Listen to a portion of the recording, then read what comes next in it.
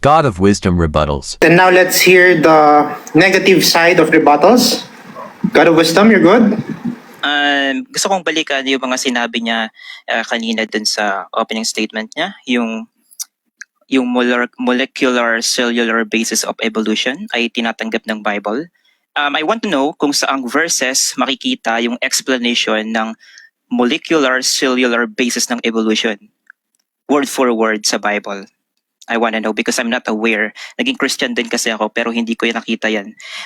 Yung alabok ng lupa, what is the actual Hebrew word for alabok ng lupa? Apar, meaning dust. They literally mean dust kasi wala pang knowledge yung mga ancient Israelites sa chemistry or biology. Therefore, hindi mo siya pwedeng i-interpret as cell. Okay, or as molecules kasi iba din ang Hebrew word for molecules or cell. Next, hindi sinasabi ng science na nanggaling ang tao sa alabok ng lupa. Nanggaling ang tao sa living organism, hindi sa non-living thing. Ang 1,000 taon ay isang araw lamang sa Diyos. Ang question ko dito, Josh Schmidt, saan binibase ng God yung calculation niya ng araw o time para maging relative? Diba sabi mo, ang isang araw ay 1,000 taon, correct?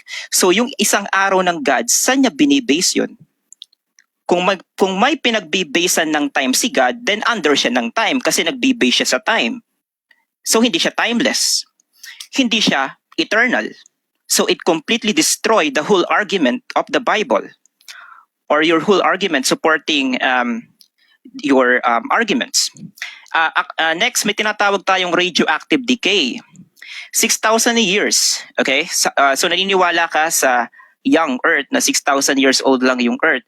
This is not accurate scientifically kasi ang radioactive decay, which is highly verified na to sa science, sa quantum physics or standard physics natin, ang radioactive decay, for example, ng uranium ay inaabot ng 700 million years.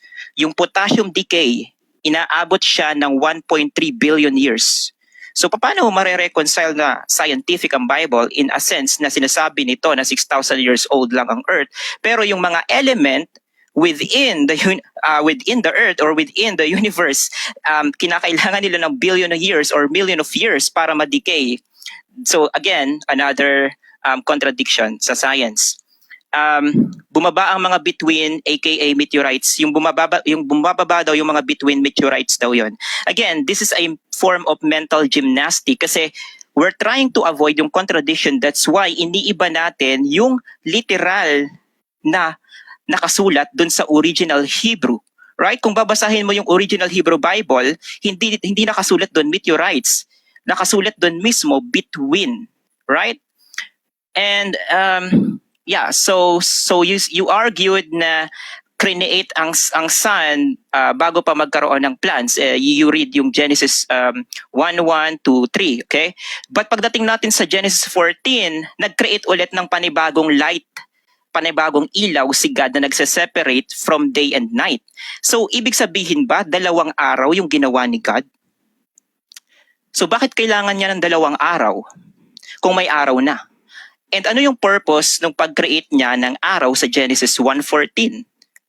Anong purpose nung liwanag na yon na nagse-separate from day and night? Right?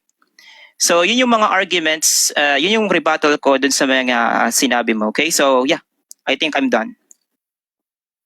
All right, and we save another 3 minutes for that round.